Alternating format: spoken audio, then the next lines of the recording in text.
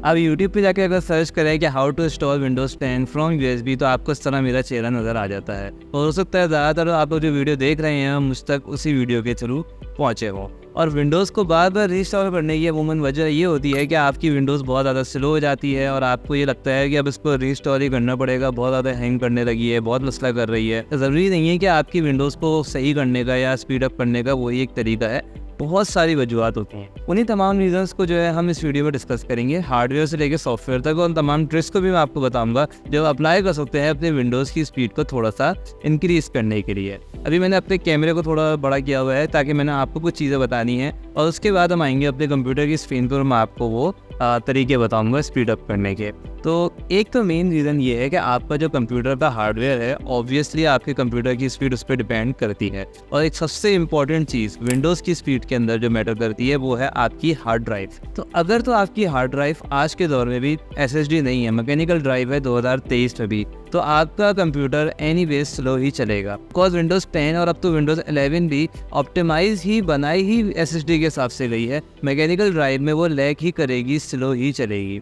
उसके बारे में हम थोड़ा सा एंड में बात करेंगे। और बाकी आपकी जो रैम है वो एटलीस्ट भी 4 GB होनी चाहिए, अगर उससे कम है तो विंडोज़ स्लो ही रन करेगी। ये तो दो मेन चीज़ें थी। लेकिन इस वीडियो का जो मेन पर्पज़ है वो ये है कि अपने हार्डवेयर को रहने देते हैं, अब तो जो है वही है। सॉफ्टवेयर में हम ऐसा क्या कर सकते हैं कि आपकी जो कंप्यूटर है, आपकी जो विंडोज़ है वो बेहतर रन करे। तो सबसे पहले तो आपने देखना ही है कि आपकी जो स्टार्टअप एप्लीकेशन है, जब कंप्यूटर आपको ओपन होता है वो कौन कौन सी ऐसी एप्लीकेशन है जो ओपन हो जाती हैं और फिर वो पीछे चलती रहती हैं और आपका कंप्यूटर स्लो हो जाता है और ओपन होने में भी ज़्यादा टाइम लेता है। उन एप्लीकेशंस को कहाँ देखेंगे जिसका हम कहते हैं कि विंडोज़ भारी हो गई है। आप आएंगे नीचे टास्क बार में, राइट क्लिक करेंगे, सबसे आसान तरीका ये है, और आ जाएंगे टास्क मैनेजर में।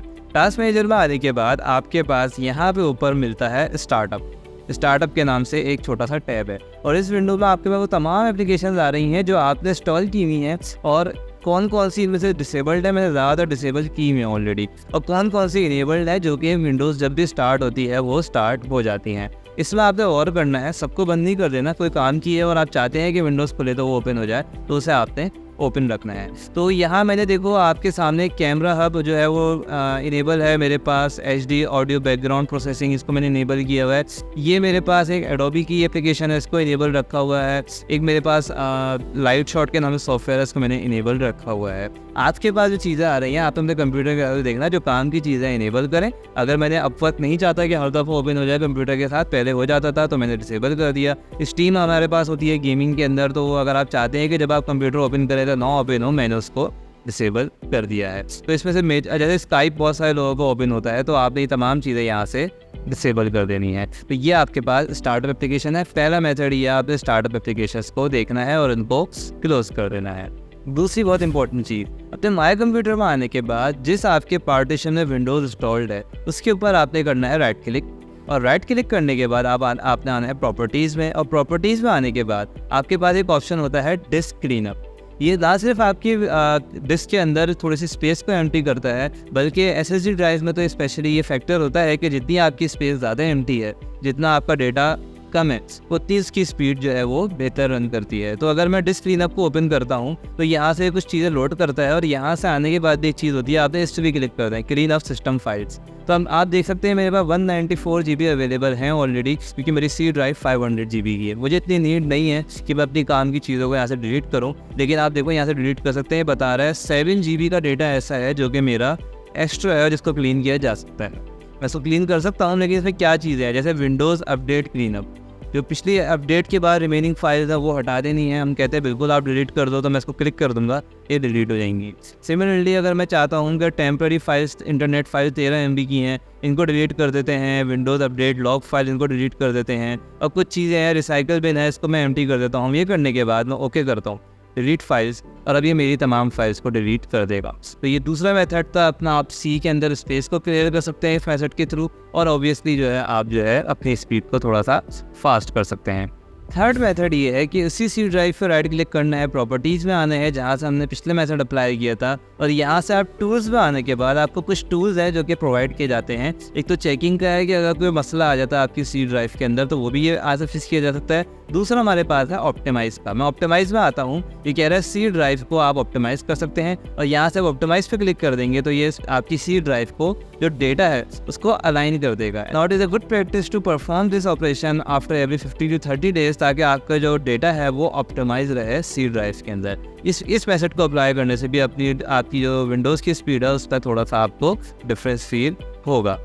Now for the next part आप क्या कर सकते हैं कि जो आपकी विंडोज़ 10 है इसके अंदर बहुत सारी एनिमेशंस और इफेक्ट्स इस तरह के ऐड किए गए हैं कि आपका एक्सपीरियंस बेहतर हो, कि आपकी टास्क बार ट्रांसपेरेंट हो, चीज़ों में एनिमेशन हो। अगर आप चाहते हैं कि विंडोज़ की स्पीड फास्ट हो जाए और वो चीज़ें जो हैं उनकी मुझे ज़रूरत नहीं है, तो वो भी आप डिसेबल कर सकते हैं। उसके लिए आपने विंडोज़ का बटन आपने प्रेस करके सर्च करना है दिस पीसी। यहाँ दिस पीसी में आने के बाद आप आएंगे प्रॉपर्टीज़ में, तो आपकी जो मेन कंप्यूटर की प्रॉपर्टीज़ है वो यहाँ शो हो जाएंगी। इसमें आपने ढूंढना है this one, advance system setting. इसके अंदर आप आएंगे तो ये आपके पास सिस्टम प्रॉपर्टीज़ कहलाती हैं। इस सिस्टम प्रॉपर्टीज़ के अंदर परफॉर्मेंस का एक टैब है, परफॉर्मेंस में आपने आना है और यहाँ आपको विंडोज़ वो ऑप्शन प्रोवाइड करती है कि आपने क्या क्या चीज़ें इनेबल या डिसेबल कर देनी है। राइट नाउ ये डिफ़ॉल्ट है हमारे पास। मैं कह सकता हूँ एडजस्ट फॉर बेस्ट अपीयरेंस, यानी कि जो मेरी अपीयरेंस है वो बेस्ट हो जाए, थोड़ा हैवी लोड होगा तो ग्राफिक कार्ड जैसे मेरे कंप्यूटर में है तमाम चीज़ें हैं मैं इसको कर सकता हूँ। या मैं कह सकता हूँ adjust for the best performance.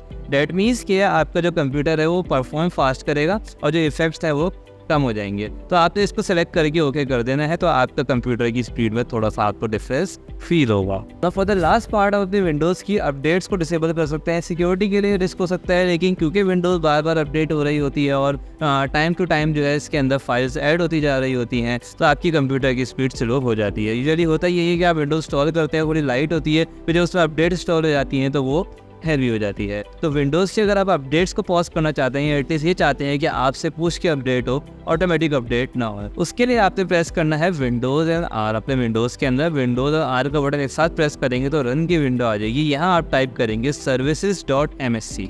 जब आप ये टाइप करेंगे तो आपके पास इस तरह से एक विंडो ओपन हो जाएगी। यहाँ वो तमाम सर्विसेज है जो विंडोज़ के अंदर रन हो रही होती हैं, इनमें से किसी को आपने छेड़ना नहीं है, कुछ प्रॉब्लम कर सकती हैं। आपने बिल्कुल एंड में आना है और यहाँ पे आगे आपने देखना है विंडोज़ अपडेट। विंडोज़ अपडेट पे आपने डबल क्लिक करना है और यहाँ से ये आपसे पूछ रहा है कि अपडेट किस तरह हो। इसको अगर आप बिल्कुल ही डिसेबल कर देंगे, स्टार्ट में आपके पास ऑटोमेटिक कोई भी होगी तो आपकी विंडोज़ खुद पीछे अपडेट हो रही होती है, ठीक है। लेकिन अगर मैं इसको डिसेबल कर देता हूँ तो मेरी विंडोज़ अपडेट नहीं होगी ऑटोमेटिकली। तो एक पूरा लंबा मेथड भी होता है जिससे आप अपनी विंडोज़ की अपडेट को परमानेंटली स्टॉप कर सकते हैं।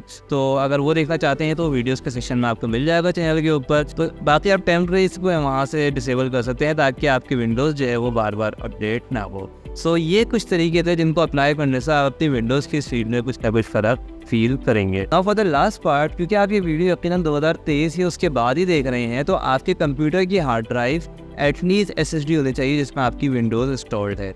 अगर आप अपनी कंप्यूटर की हार्ड ड्राइव अभी तक मैकेनिकल यूज़ कर रहे हैं तो पहली अपग्रेड जो आपने अब करनी है, अपनी तरह आपने रैम इंक्रीज़ करनी है, ना आपने मदरबोर्ड चेंज करना है, ना आपने कंप्यूटर चेंज करना है। लैपटॉप है तो आपने लैपटॉप चेंज नहीं करना, आप उसकी स्पीड बढ़ाना चाहते हैं तो सिर्फ SSD लगा दें उसके अंदर और अपनी विंडोज़ के अंदर आप डिफरेंस को फील कर सकेंगे। The reason I am talking about this because अगर इस वीडियो के ऊपर आए हैं तो उसका मतलब ही आपकी विंडोज़ स्लो चल रही है, और विंडोज़ के स्लो चलने का 90% 95% रीज़न यही होता है वायरस या करप्ट नहीं होती है आपकी विंडो, आप मैकेनिकल ड्राइव को यूज़ कर रहे होते हैं। और SSD के बारे में एक डिटेल वीडियो भी चैनल के ऊपर आपको मिल जाएगी। होपफुली इस वीडियो से आपकी हेल्प हुई होगी। अगर आप कुछ भी पूछना चाहते हैं तो कमेंट के अंदर पूछ सकते हैं। दिस शाफाद अहमद, अल्लाह हाफ़िज़।